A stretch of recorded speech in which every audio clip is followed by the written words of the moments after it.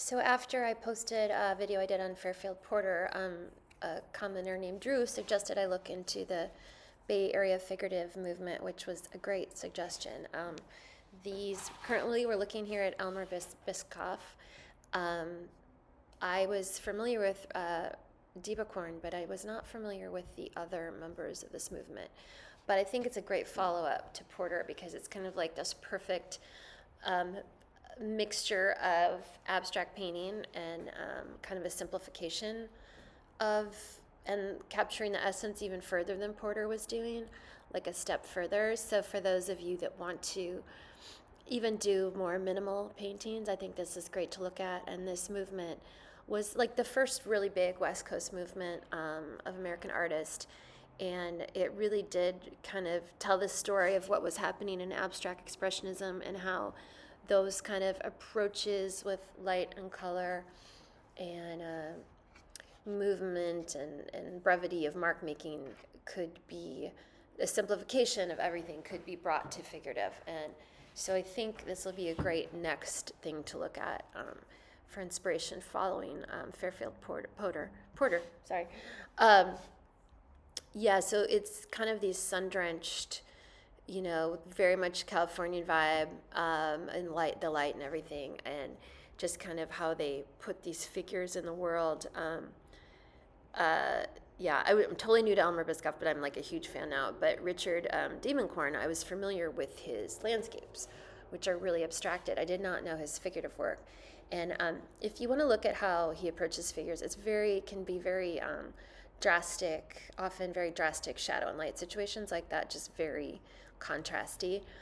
That's kind of what we're going to do. It's either pretty not contrasty and not shadowy, or very, very intense Terminator line, which is the line that separates light from shadow, as if they're just being blasted by this California sun that we don't ever get here in the Northeast.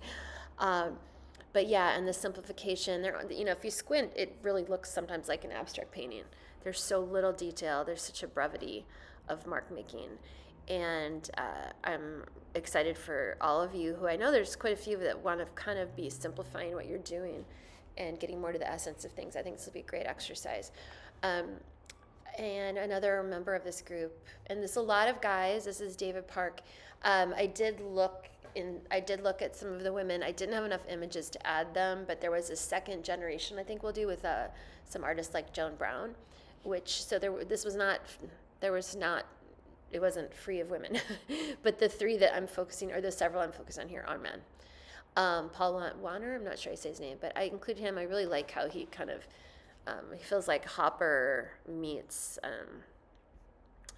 Rothko or something. Like, look at how he uses the light to really split his painting into these like abstract color fields.